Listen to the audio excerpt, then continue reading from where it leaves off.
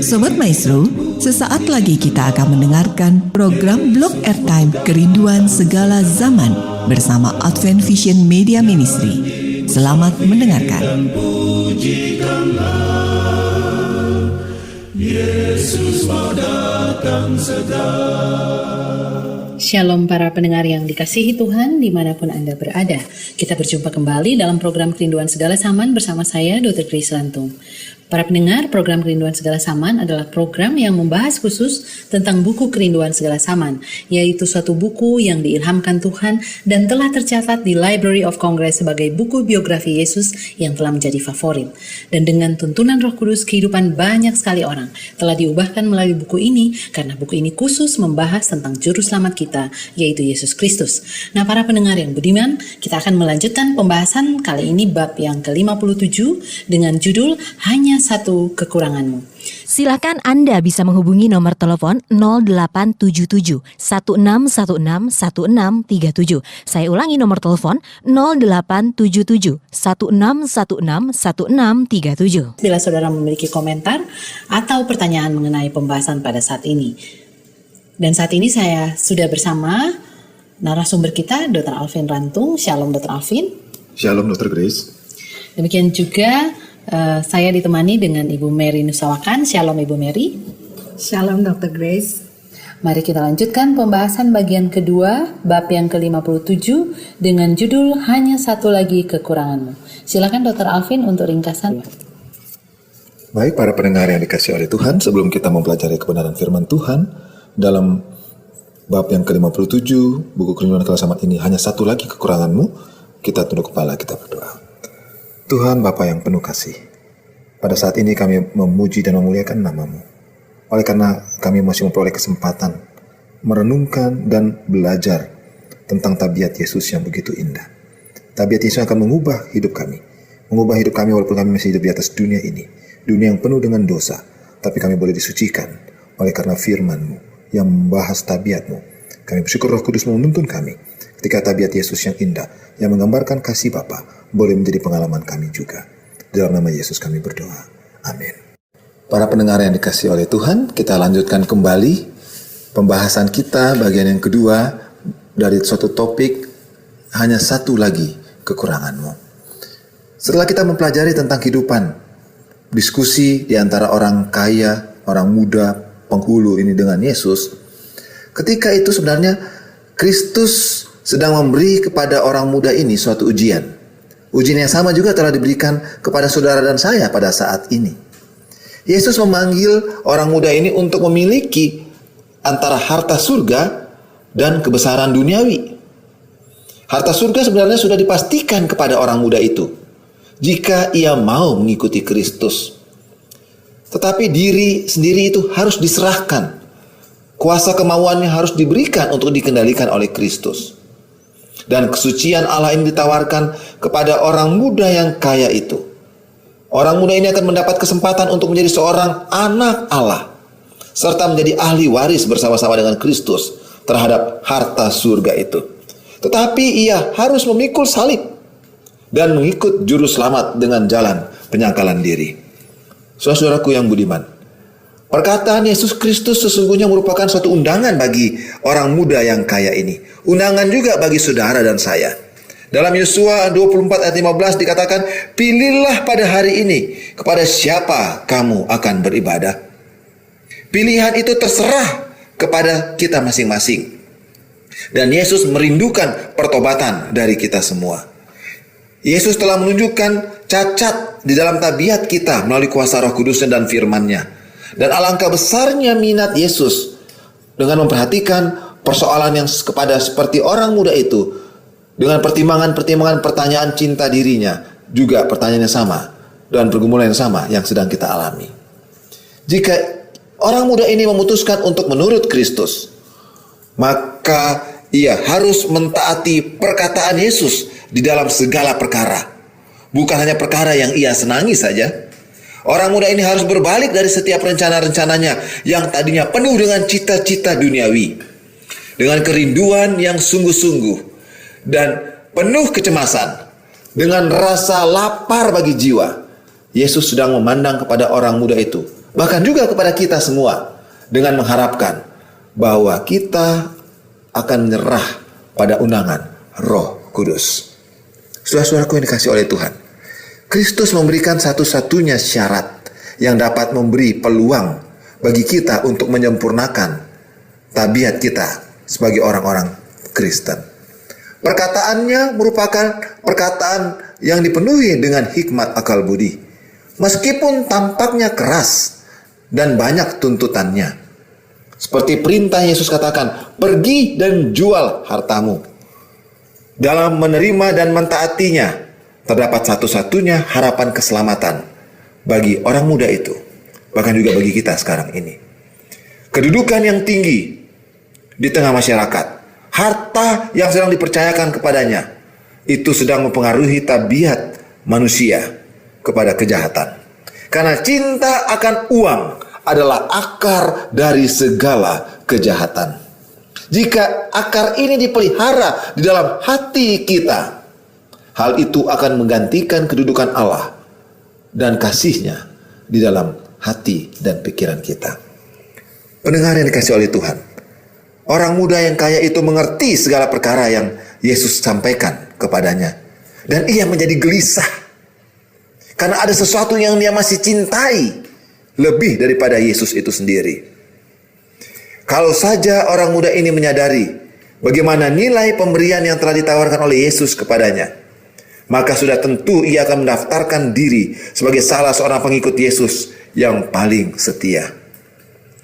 Orang muda ini adalah salah satu anggota dari majelis Dewan Yahudi yang sangat dihormati. Dan ketika dalam kedudukan yang tinggi itu, setan sedang menggoda dia dengan harapan adanya masa depan yang muluk dari dunia ini. Ia mengingini harta surga, tapi orang muda juga ini mengingini keuntungan duniawi yang akan diperolehnya. Sayangnya Yesus mengatakan, kita tidak bisa berbakti kepada dua tuan, kepada Allah dan kepada Mammon, atau kepada harta dunia ini bersama-sama.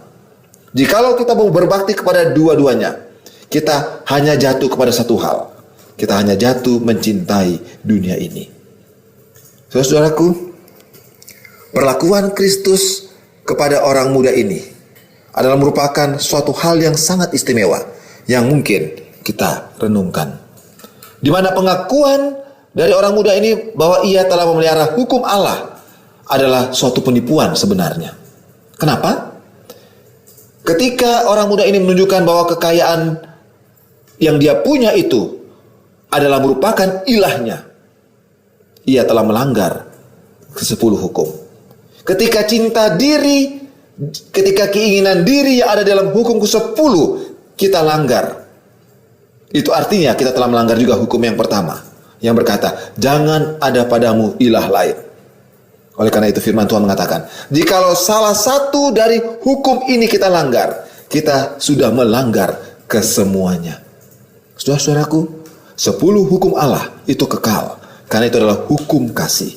Diawali dengan jangan ada padamu ilah lain. Tidak ada ilah, tidak ada Allah yang lain selain daripada Allah yang hidup. Dan itu ditutup dengan jangan kamu ingin. Kenapa? Bila mana kita masih mengingini sesuatu di dalam dunia ini, maka itulah Allah kita, itulah ilah kita. Hal ini juga akan membuat kita jatuh kepada jebakan untuk berdusta bila mana ilah kita digoda. Akan bahkan bisa membunuh orang lain bila mana orang lain mau mengambil ilah kita. Akan bisa melecehkan orang lain dalam perbuatan zina bila mana ilah kita ini masih kita hidupkan. Akan kita bisa tidak menghormati orang tua bila mana orang tua kita mau mengganggu ilah cinta diri kita. Saudaraku lihat, bila mana kita dengan kasih yang Allah sudah tunjukkan kepada saudara dan saya, dengan kematiannya dia memberikan hidupnya, Allah yang tinggal di tempat yang tinggi, Raja di atas segala raja, penguasa alam semesta ini, datang ke dunia ini, merendahkan dirinya menjadi seorang hamba bagi saudara dan saya, bahkan sampai mati di kayu salib, menggantikan kedudukan kita. Itulah tanda kerendahan hati, itulah tanda penyangkalan diri, itulah tabiat yang sebenarnya yang Yesus mau ajarkan kepada saudara dan saya.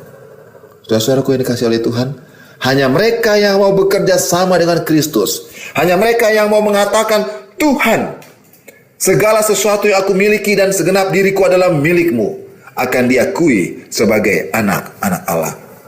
Bagi saudara dan saya, seperti halnya orang muda yang kaya itu, yang telah dipercayakan untuk menjabat kedudukan yang tinggi di masyarakat, di gereja, serta memiliki banyak harta, pendidikan yang tinggi, maka Allah sedang menyerahkan agar tabiat Yesus boleh tampak kepada umat manusia dengan cara pengorbanan diri kita.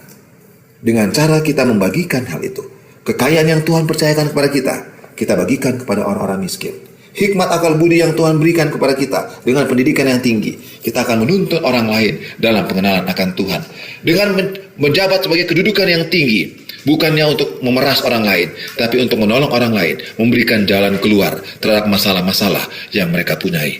Bukannya justru menjadi korup, mengambil keuntungan bagi diri sendiri.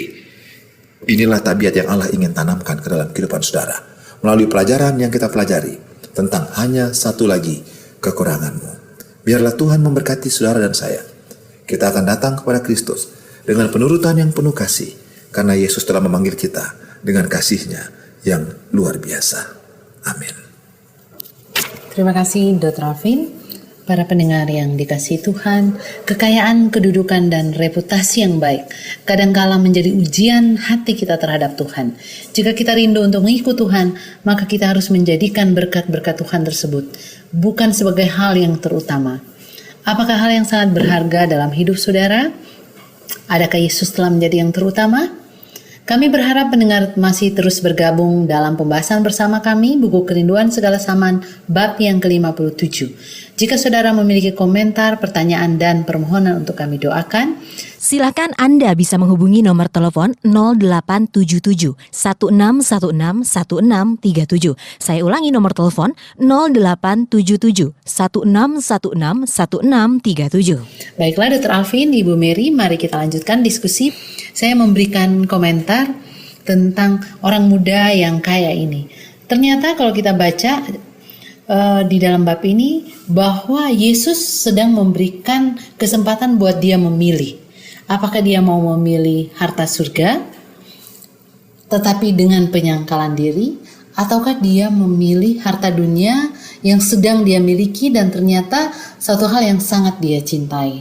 Dan ternyata orang muda ini memilih hal yang sangat menyedihkan. Dan saya membaca Yesus merindukan, katanya Yesus sangat rindu, Yesus mengharapkan orang muda ini akan memilih Yesus. Dan seringkali kita juga, saya menyadari ada saat di dalam hidup kita membuat pilihan yang salah. Saya membuat pilihan yang salah. Saya lebih memilih kadang mungkin reputasi saya, atau saya lebih memilih hal-hal yang nyaman yang kelihatan di mata manusia itu adalah berkat-berkat. Orang punya kekayaan kan berkat, orang punya kedudukan berkat, orang punya reputasi yang baik berkat.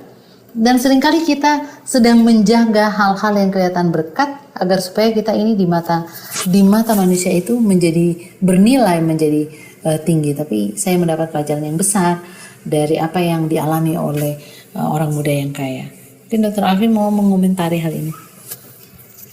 Iya, saya tertarik dengan apa yang Dr. Grace sampaikan tadi, bahwa seringkali kita merasakan kekayaan kita itu adalah berkat Tuhan.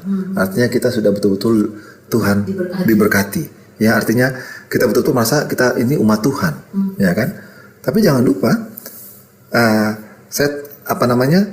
Tuhan, umat Tuhan semua dapat berkat yang sama, ya, tetapi berkat rohani yang paling besar. Tetapi ketika Tuhan mempercayakan berkat kita itu, kita sedang dalam ujian juga. Berkat badani. Iya, berkat badani. Karena ketika kita pelajaran pada saat ini adalah ketika Tuhan percayakan kekayaan, Dia mau berkat ini juga disampaikan kepada orang lain yang berkekurangan. Ya kan? Tetapi kita seringkali sama seperti saya punya pengalaman pribadi. Ada seorang sahabat, dia ketika kita sama-sama selesai jadi dokter, kita berdoa, itu belum punya pasien, belum punya apa. Aduh, bagaimana ya? Kita sekolah sudah susah sekali, cari uang susah. Kita berdoa, Tuhan, kalau nanti saya dapat gaji pertama ini, saya percaya ini Tuhan, saya akan kasih sama Tuhan karena Tuhan sudah mau mulai pekerjaan saya. Tapi ketika dia dapat gaji, Pertama, dia alasan, aduh, ya saya mesti bayar ini dulu. Oh Tuhan nanti, mungkin kan Tuhan masih baik hati. Saya tunda dulu saya punya ini. Dan ketika dia minta berkat dari Tuhan untuk supaya Tuhan memberikan dia uang, memberikan dia ini supaya dia bisa nanti bayar pelayanan-pelayanan yang dia mau berikan. Tapi justru dia lupa itu. Ketika dia menjadi kaya, dia pikir kekayaan yang didapat ini dari usaha dia. Usaha dia melayani pasien, usaha dia jaga malam, kalau dia dapat tugas jaga malam, dan lain sebagainya.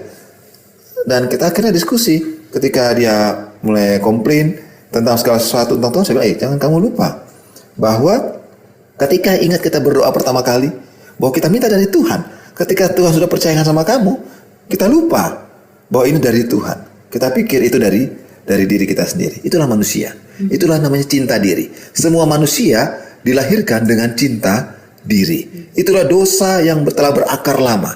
Cinta diri ini yang menimbulkan keangkuhan, kesombongan, yang akhirnya menimbulkan dosa-dosa yang lain oleh karena cinta ini. Nah, Yesus mau cinta diri ini kita kikis dengan cinta yang sejati daripada Allah. Terima kasih ya. Jadi memang itu adalah ajakan buat kita semuanya, dan itulah sebabnya kita sedang membahas tentang hidup Yesus. Karena hanya dengan kita mengenal Dia semakin dekat, kita rela untuk memberikan cinta diri kita untuk digantikan dengan cinta Yesus. Silakan Ibu Mary komentarnya. Saya juga tertarik tadi dikatakan bahwa orang penghulu itu disuruh memilih Tuhan atau memilih dunia, ya. Dan tadi dikatakan Dr. Alvin bahwa dia akhirnya memilih harta dunia ini. Dan saya berpikir bahwa kita, dan juga dikatakan di sini bahwa beribu-ribu orang sedang melalui ujian berat ini. Jadi kita pun setiap hari dihadapkan kepada pilihan-pilihan itu. Dan tanpa kita sadari bahwa harta dunia ini juga merupakan ilah tadi ya, merupakan ilah. Jadi kadang-kadang kita pikir hukum Tuhan itu jangan padamu ada Allah lain di hadapan hadiratku.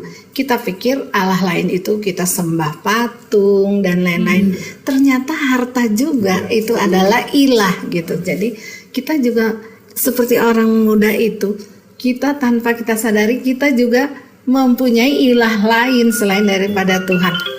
Jadi kita harus berhati-hati dalam hal ini.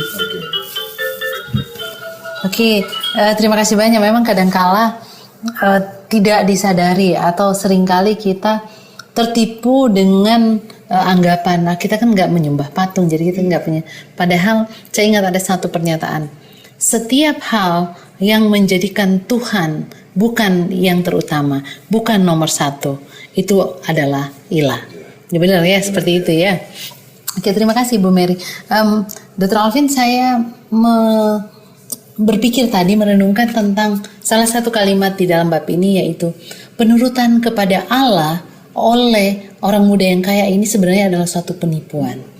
Jadi tadi ini kalau boleh dikata kalimat, kan tadi Dr. Alvin sudah terangkan, tapi ini sangat keras. Seringkali mungkin juga kita seperti itu. Kita sedang ke gereja, kita membayar perpuluhan, kita menyucikan sabat, kita menurut hukum dengan sangat teliti. Ternyata mungkin kita mengasihi harta kita lebih banyak, mengasihi reputasi kita lebih banyak, kedudukan kita lebih banyak daripada cinta kita kepada Tuhan. Jadi sering penurutan kita itu adalah topeng-topeng supaya orang tahu bahwa kita ini saleh. Penipuan. Jadi mari kita berdoa ya Ibu Mary ya. Saya yakin para pendengar sekalian juga bisa memahami apa yang kami sampaikan saat ini dengan pertolongan Tuhan, bahwa kita harus berdoa jangan sampai penurutan kita kepada Allah itu adalah suatu penipuan, adalah suatu topeng yang sedang menutupi ada cinta yang melebihi cinta kepada Tuhan yang sedang kita hidupkan. Mungkin Dr. Alvin mau mengomentari hal ini sebelum Ibu Mary ya. Ya, kalau kita lihat kenapa itu dikatakan penipuan, karena itu hanya bersifat luar. Ketika orang muda yang kaya ini menampilkan, memang kelihatannya dia seperti sungguh-sungguh, ya, tapi ingin dia dapat kedudukannya, dapat kekayaannya, dipuja-puja orang segala macam, itu kelihatannya hanya bersifat luar, tapi hatinya tidak demikian. Ya, seperti kita bahas ini adalah kalau kita lihat tadi, jangan membunuh, jangan mencuri, Jangan berzina tadi ya kan? Jangan berdusta. Hormat itu katanya bersifat luar. Tapi kalau jangan kamu ingin, itu di dalam hati, kita nggak lihat. Orang lain nggak tahu pikiran kita. Tapi Tuhan tahu pikiran kita. Dan sesuatu yang hanya bersifat luar itu tidak akan kekal. Akan ada ujian-ujian di mana akan diberikan kepada kita, akan menyatakan kita ini emas tulen atau tidak. Kita ini benar-benar umat Allah atau tidak. Ya kan? Nah, sekarang kita lihat dalam firman Tuhan juga di dalam buku 1 Yohanes dikatakan, jikalau kamu mengatakan kamu mencintai saudaramu, ya kan? Tapi kamu mencintai orang lain, tapi kamu benci saudaramu, maka kamu berdusta. Ya kan? Kamu pembohong.